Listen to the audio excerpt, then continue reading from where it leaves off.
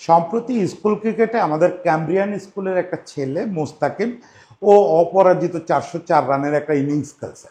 এখানে সে 50টা চার মারছে, 22টা ছক্কা মারছে। এটা স্বাভাবিকভাবেই আমাদের দেশে যে কোনো ধরনের স্বীকৃত ক্রিকেটের সর্বোচ্চ রানের ইনিংস। এই ভয়াবহ ইনিংস খেলার পরে যেমন তাকে নিয়ে প্রচুর কন্টেন্ট হচ্ছে, প্রচুর লেখালেখি হচ্ছে, সে একটা ভাইরাল ম্যাটারে পরিণত হয়েছে। একই সঙ্গে আমি দেখতেছি যে এই ছেলেটাকে নিয়ে একটা টুকটাক হাসাহাসির চেষ্টা চলতেছে, বিশেষত যখন যেখানে পোস্ট হচ্ছে সেখানে প্রচুর লোক গিয়ে কমেন্ট করতেছেন যে বিপক্ষে কি বোলার ছিল না, কাদের বিপক্ষে খেলছে, এর চেয়ে তো আমি বল করলেও ভালো হতো। আমি আপনাকে চ্যালেঞ্জ দিয়ে বলতেছি, আমি আপনাকে এখানে বসে আজকে চ্যালেঞ্জ দিলাম যে আমি বল করব। আমি তো জীবনে কোনোদিন বল করে বল 22 গজ নিতে পারিনি। আমি বল করব এবং কোনো ফিল্ডার থাকবে না মাঠে, তারপরেও আপনি 404 রানের ইনিংস 50 ওভারে খেলতে পারবেন না। This is reality. আপনি যখন এটা নিয়ে হাসাহাসি করেন তখন বুঝতে হয় যে আপনি ক্রিকেটের আশেপাশেও নাই, এবং ক্রিকেট খেলাটা যে কত কঠিন একটা খেলা। 50 ওভারে 400 রানের একটা ইনিংস খেলা, এটার জন্য প্রতিপক্ষ বোলার লাগে না, মাঠে ফিল্ডার লাগে না, এমনকি আপনি কোথায় দাঁড়ায় খেলতেছেন এটাও ব্যাপার না। আপনাকে যদি বাউন্ডারি আমি 70 গজের বদলে 30 গজে নামায় দিই তাও পারবেন না। কেন পারবেন না? কেন এই চ্যালেঞ্জটা দিলাম এত সহজে যে পারবেন না? কারণ হচ্ছে যে আপনি এই যে 50 ওভার ধরে, মানে 170টা বল ধরে সমানে বলকে সজোরে পেটানো, এই কাজটা করতে পারবেন না। এই কাজটা যদি আপনার প্রপার ট্রেনিং না থাকে এবং আপনি যদি ভালো করে এই জিনিসটার সঙ্গে অভ্যস্ত না হন, মানে প্রপার অ্যাটাকিং ক্রিকেট খেলতে না পারেন, তাহলে 50 ওভার ধরে এই কাজটা আপনি করতে পারবেন না। এবং মজার ব্যাপার হচ্ছে যে পৃথিবীতে এই ধরনের ঘটনা একেবারে নজিরবিহীন না। পৃথিবীর ইতিহাসে এরকম বহু ঘটনা স্কুল ক্রিকেটে আছে, এবং যারা এ ধরনের ঘটনা ঘটায় তারা পরে বিগ থিংয়েই পরিণত হয়। ফলে জিনিসটা নিয়ে হাসাহাসি বন্ধ করেন, জিনিসটা নিয়ে ট্রল বন্ধ করেন। এবং একই সঙ্গে আমি এটাও বলি, ওকে নিয়ে এখনই খুব বেশি মাতামাতিও করার দরকার নেই। তো আজকে আমরা একটু মুস্তাকিম কিভাবে ইনিংসটা খেললো, ওর সঙ্গে টুকটাক কথা হলো আমার, সেই জিনিসটা বলি। একই সঙ্গে বলি যে স্কুল ক্রিকেটে পৃথিবীতে এ ধরনের নজির কেমন কি আছে, আর সবচেয়ে বড় কথা যে এই ধরনের ক্রিকেটটা খেলতে আসলে কি যোগ্যতা লাগে, এই জিনিসগুলো আসেন একটু আলোচনা করি। সেন্ট গ্রেগরির বিপক্ষে ক্যাম্ব্রিয়ানের হয়ে মুস্তাকিম এই ইনিংসটা খেলছে। মুস্তাকিম ওপেনিং করতে নামছে, মাত্র 71 রানে 2 উইকেট পড়ে গেছিল। এরপর 770 রান পর্যন্ত চলে গেছে সে আর তার বন্ধু সাওয়াদ। তো এই জুটিতে তার মানে তারা রান যোগ করছে 699, যেটাও আমাদের স্কুল ক্রিকেটের জন্য সর্বোচ্চ রানের জুটি। এবং মুস্তাকিম একদম প্রথম থেকে শেষ পর্যন্ত খেলছে। মুস্তাকিম যেটা বলতেছিল যে ওর বন্ধু সাওয়াদ যখন দেখতেছে যে ওই রকম ভয়ানক ফ্লোতে চলে আসছে, ওর বন্ধুও কিন্তু 200+ একটা ইনিংস খেলছে। সাওয়াদ সাওয়াদ আর ও খুব ছোটবেলা থেকে দুজনে একসঙ্গে খেলে। তো ওর বন্ধু সেই সময় যে ডিসিশনটা নিয়েছে যে যত সম্ভব স্ট্রাইক মুস্তাকিমরে দিতে হবে, এবং সেটা আপনারা দেখতে পাচ্ছেন। 50 ওভারে খেলা হচ্ছে 300 বলে, সেখানে 170 বলই মুস্তাকিম ভাগে পাইছে। এটা যথেষ্ট পরিমাণে বল তাকে দেওয়া না হলে সে ইনিংস খেলতে পারে না, 400 রান ছুঁতে পারে না। 404 নট আউট ছিল, তো এটা সম্ভব হয় না। কিন্তু মূল কৃতিত্ব তো অবশ্যই মুস্তাকিমের। সে যেটা করছে এটা আসলে কোনো ধরনের ক্রিকেটে যে কোনো উইকেটে, আবারও বলি, যে কোনো বোলারের বিপক্ষে দুই দুই পাশ থেকে যদি দেবব্রতর মতো দুটো বোলার বল করে, এবং যেটা বললাম বাউন্ডারি যদি ছোট করে 30 গজে নামায় আনা হয়, ফিল্ডার যদি মাঠে নাও থাকে, তাও এটা প্রায় অসম্ভব একটা কাজ। মানে এটা সাধারণ কোনো ঘটনা না। আপনি এটা নেটেও করতে পারবেন না। নেটেও আপনি 170টা বল এরকম সমানে হিট করতে পারবেন না। আপনি চিন্তা করেন 50টা চার এবং 22টা ছক্কা, তার মানে 72টা বাউন্ডারি। 72টা বাউন্ডারি মারা আপনি কি ছেলে খেলা মনে করেন নাকি? 72টা বাউন্ডারি আপনি নেটে দাঁড়ায় মারতে পারবেন না, আপনি ক্লান্ত হয়ে পড়ে যাবেন ওইখানে। সেই জিনিসটা আমি মুস্তাকিমকে জিজ্ঞেস করতেছিলাম যে তোমার কেমন টায়ার্ড লাগতেছিল। তো বলে যে ভাইয়া এইটা অসম্ভব একটা ব্যাপার। শেষ দিকে বিশেষ করে 40 ওভার পার হওয়ার পরে মনে হচ্ছিল আর শরীর চলতেছে না। যদিও আমি দীর্ঘদিন ধরে এইটার জন্য নিজেরা প্রস্তুত করছি, আমি চাইছি যে যখনই সুযোগ পাবো একটা বিগার ইনিংস খেলবো। ও কিন্তু এর আগেও 2বার 200 রান পার করছে স্কুল ক্রিকেটে, একবার 258 রানেরও ইনিংস খেলছে। ওর প্রবণতাই হচ্ছে যে লম্বা এবং ভয়াবহ অ্যাটাকিং ইনিংস খেলা, এবং এই জিনিসটার জন্য নিজেকে প্রস্তুত করছে সে ছোটবেলা থেকে। দেখেন ও এখন হচ্ছে ক্লাস 9-এ পড়ে। ওর বাড়ি হচ্ছে এই যে সাভার আর ঢাকার মাঝামাঝি আমিনবাজার ব্রিজটা আছে না, আমিনবাজার ব্রিজটা পার হয়ে ওর বাড়ি। এবং ও ছোটবেলা থেকে ওর বয়স যখন 10 তখন থেকে ওখানে একটা একাডেমিতে প্র্যাকটিস করে এবং ওর টিচারদের সঙ্গে ওর যে কথোপকথন সেটাও বলতেছিল যে আমার কোচরা আমাকে বলে যে যে দেখো ব্যাটিং কিন্তু বদলে গেছে দুনিয়ায়, এখন কিন্তু তোমার 50 ওভার থাকলে আসলে 300 রান করতে হবে। এটা নাকি কথায় কথায় ওর কোচরা একদিন বলতেছিল। ও তখন মনে মনে ভাবতেছিল যে 50 ওভার থাকলে আমি 400 মেরে দিব একদিন, আসলেই মেরে দিচ্ছে। এইটা কিন্তু আসলে এই যে আজকে মুস্তাকিমরে নিয়ে কন্টেন্ট বানানো, এটা একটা বড় কারণ আমার ওর এই কথাটা যখন আমি শুনলাম, ও বলতেছিল যে দেখেন স্যার, আজকে আর দিন দুনিয়ায় কেউ ওই যে 50 ওভার বসে টিকে থেকে 250 রানের ইনিংস খেলবে, টিম ইনিংস, ওই জায়গায় নাই। 50 ওভার টিকতে পারলে, 50 ওভার যদি কোনো দল ব্যাটিং করে তাদের স্কোর হওয়া উচিত 400। তো আমরা যদি এই লেভেলে ওইটাকে 700 না করি তাহলে তো বড় হয়ে 400 রান ইনিংস করতে পারবো না। আমি যদি এই লেভেলে 300 350 রানের ইনিংস খেলতে অভ্যস্ত না থাকি, আমি তো সিনিয়র লেভেলে 200 রানের ইনিংস খেলতে পারবো না। কি আন্ডারস্ট্যান্ডিং বোঝেন। এবং এই জিনিসটাই বাংলাদেশের ক্রিকেটারদের জন্য খুব জরুরি একটা ব্যাপার।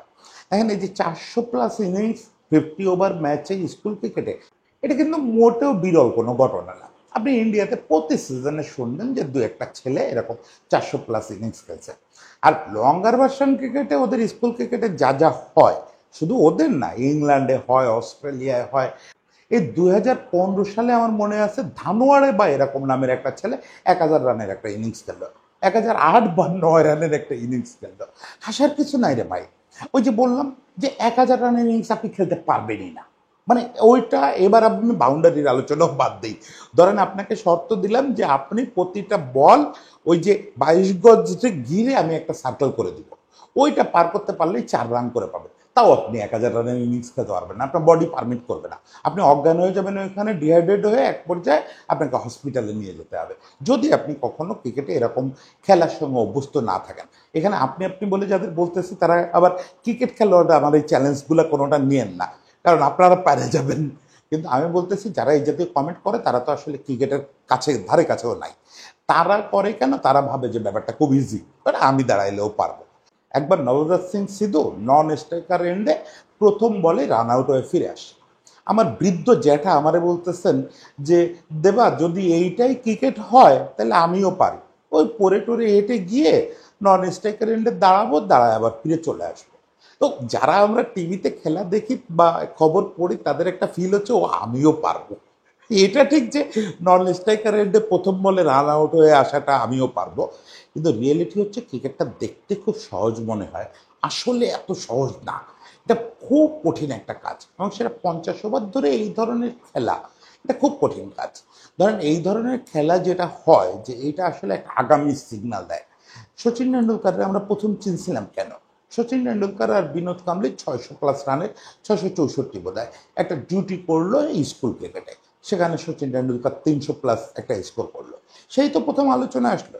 তারপর পৃথ্বী শ, পরবর্তীতে অবশ্য সে তার পটেনশিয়াল অনুযায়ী ইন্টারন্যাশনাল ক্রিকেটে করতে পারলো না, এখন তো আলটিমেটলি হারায় গেছে, সেটা কিছু বিতর্কিত ব্যাপার আছে, ওর শৃঙ্খলা অমুক তমুক এগুলো রাখতে পারে নাই, আরেক বিনোদ কাম্বলি হচ্ছে আর কি, ব্যাপক পটেনশিয়াল নিয়ে আসছিল। কিন্তু পৃথ্বী শর্মা মতো আমরা প্রথম জানলাম ও স্কুল ক্রিকেটে 500+ ইনিংস খেলছিল, তখন ও আন্ডার 19 হিরো হয় নাই।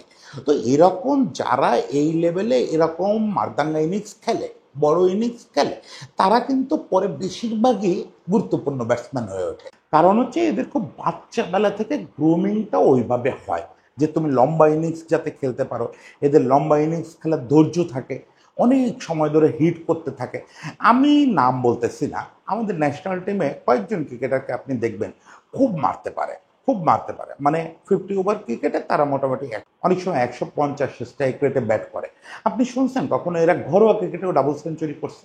50 ওভারে করতে পারে না, কারণ হচ্ছে ওদের বডি পারমিট করে না।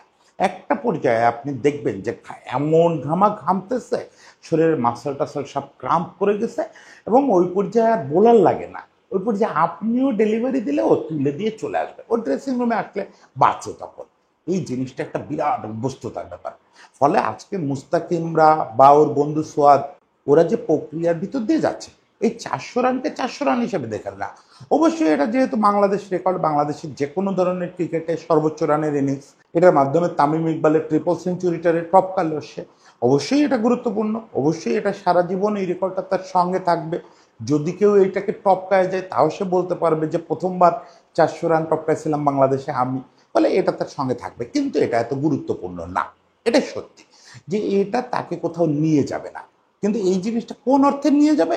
এই যে সে দেখা যাচ্ছে যে এর আগেও দুটো ডাবল সেঞ্চুরি করছে এই স্কুল ক্রিকেটে, আবার এই 404 রানের ইনিংস খেললো, তার মানে তার শরীর এবং তার স্কিল প্রস্তুত লম্বা লম্বা ইনিংস খেলার জন্য। এবং সেই লম্বা ইনিংস এমন না যে তাকে 3 দিন ধরে খেলতে হবে, সে 50 ওভারেই লম্বা ইনিংস খেলতে পারবে। মানে আমরা যেটা মিস করি, আমাদের এখানে কোনো রোহিত শর্মা নাই, আমাদের এখানে কোনো বীরেন্দর সেহবাগ নাই যে বীরেন্দর সেহবাগ 2 সেশনের মধ্যে ডাবল সেঞ্চুরির কাছাকাছি চলে যাবে, যে রোহিত শর্মা 3বার ডাবল সেঞ্চুরি করবে 50 ওভার ইন্টারন্যাশনাল ক্রিকেটে। আমরা এইটা খুব মিসিং আমাদের। আমরা যে বলি না যে আমাদের ক্রিকেটে অনেক কিছু মিসিং, তার মধ্যে একটা বড় মিসিং হচ্ছে আমাদের টপ অর্ডারের যারা ব্যাটসম্যান তারা কেউ তাদের ইনিংসটা সত্যিকার লম্বা করতে পারেন না। আমরা লম্বা বলতে বুঝি টেনে টেনে সেঞ্চুরি করা, কিন্তু সেঞ্চুরি না, মূলত আপনি যদি ফ্লোতে থাকেন এটা আপনার কর্তব্য, এখন আর নাই। 90 দশকে ছিল যে আপনি সেঞ্চুরি করবেন, এখন আপনার কর্তব্য হচ্ছে মিনিমাম 150 করা। আপনি যদি ফ্লোতে থাকেন, প্রতিদিন তো আপনি ফ্লোতে থাকবেন না, প্রতিদিন মুস্তাকিম 404 করতে পারবে না। যেদিন সে 150 করে ফেলবে সেদিন তাকে 250 করতে হবে, সেদিন তাকে 400 করতে হবে। এ হচ্ছে স্কুল ক্রিকেটের প্যাটার্নটা। যখন ইন্টারন্যাশনাল ক্রিকেটে আপনি ভাববেন যেদিন আপনি 70 রান পার করবেন আপনাকে অবশ্যই 150-তে চলে যেতে হবে, এবং পারলে 200, তখনই না আপনার দল 450 রানের ইনিংস খেলবে।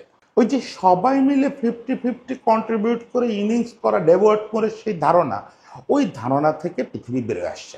মানে ওই যুগটা শেষ হয়ে গেছে।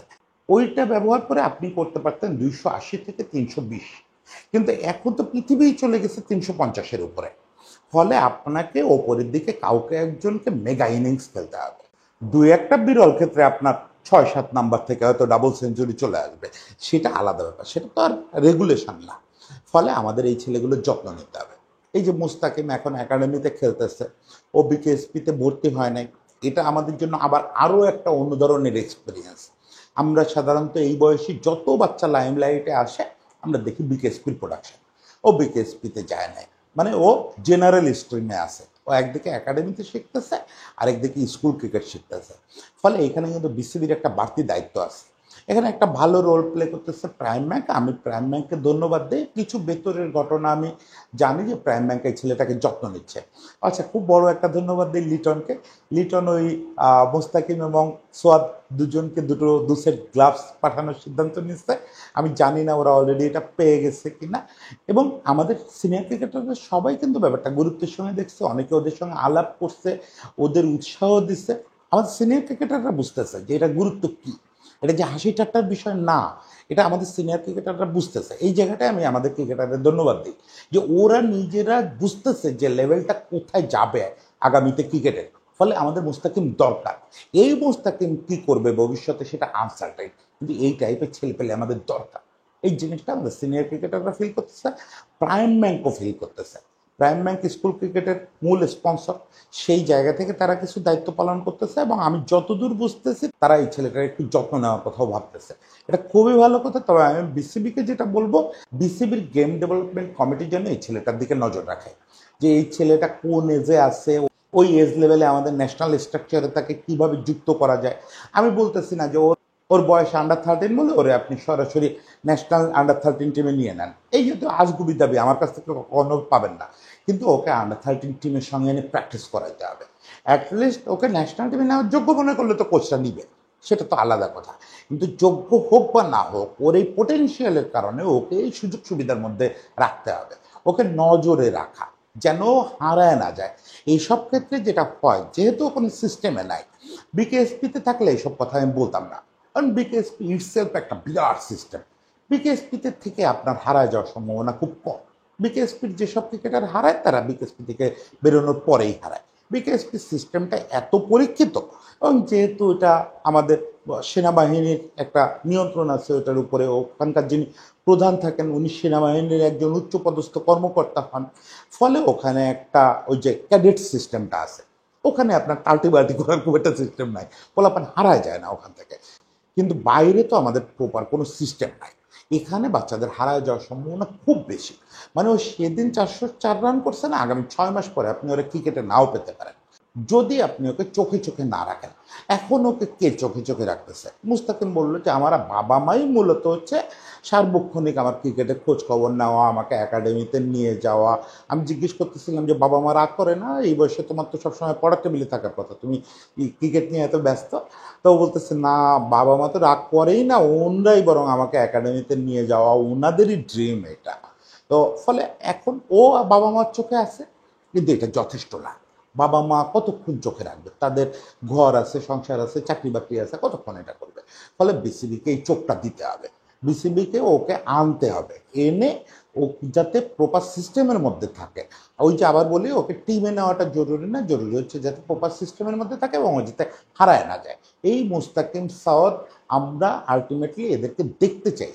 দেখেন, একটা সময় বাংলাদেশের বহু ক্রিকেটার, এই নাইমুর রহমান, দুর্জয়, খালেদ মাহমুদ, সুজন, এর থেকে শুরু করে বাংলাদেশে বহু টপ লেভেল ক্রিকেটার উঠে আসছে স্কুল ক্রিকেট থেকে। সেই স্কুল ক্রিকেটের মাঝে একটা প্রচণ্ড ভাটা ছিল, প্রচণ্ড ভাটা ছিল। আমরা স্কুল ক্রিকেট থেকে আলটিমেটলি কিছুই পেতাম না। সেখানে এখন একটা প্রবণতা তৈরি হয়েছে গত 2-3 বছর ধরেই। স্কুল ক্রিকেটে আমরা পারফর্মার দেখতেছি। গত বছরও আমি দেখছিলাম গোটা 2 ডাবল সেঞ্চুরি ছিল। এ বছরও কিন্তু আরও কয়েকটা ডাবল সেঞ্চুরি আছে, সবার নাম মনে নেই। ফলে এই বাচ্চাগুলোকে নজরে রাখা, এই বাচ্চাগুলোকে প্রপার সিস্টেমে আনা, তাহলে আমরা একটা নেক্সট জেনারেশন শুধু বিকেএসপি না, এইসব জায়গা থেকেও আমরা পাবো। তখন আমরা বলতে পারবো যে আমাদের স্কুল ক্রিকেটও ফাংশনিং। সব মিলে মোস্তাকিমের জন্য শুভেচ্ছা থাকলো। এবং মোস্তাকিম অলরেডি যেটা বিভিন্ন ইন্টারভিউতে বলছে, তার আদর্শ হচ্ছে সাকিব আল হাসান। আমি একটু মজা করে জিজ্ঞেস করলাম, তোমার আদর্শ যে সাকিব আল হাসান, তুমি বল করতে পারো? সাকিবের তো বড় বৈশিষ্ট্য সাকিব বোলার। তা বলে ভাই আমি লেগ স্পিনার। আমি শুনে বেশ থতমত খেয়ে গেছি। তো বললো যে আমি ওপেনার কাম লেগ স্পিনার, তবে লেগ স্পিনটা একটু কম করা হয় যেহেতু আমাদের টিমে বেশ কয়েকজন বোলার আছে। তো এটা তো আরও একটা ভালো প্যাকেজ যে একটা লেগ স্পিনার এমনিতেই আমরা খুঁজে বেড়াই। ফলে আশা করি যে ও খুব দ্রুত রিশাদকে এসে চ্যালেঞ্জ করতে পারবে। যাই হোক, জোকস অ্যাপার্ট, মুস্তাকিমের জন্য শুভেচ্ছা, সোয়াদের জন্য শুভেচ্ছা, সব আমাদের এই বয়সী বাচ্চা ক্রিকেটারদের জন্য শুভেচ্ছা। সবাই ভালো থাকবেন।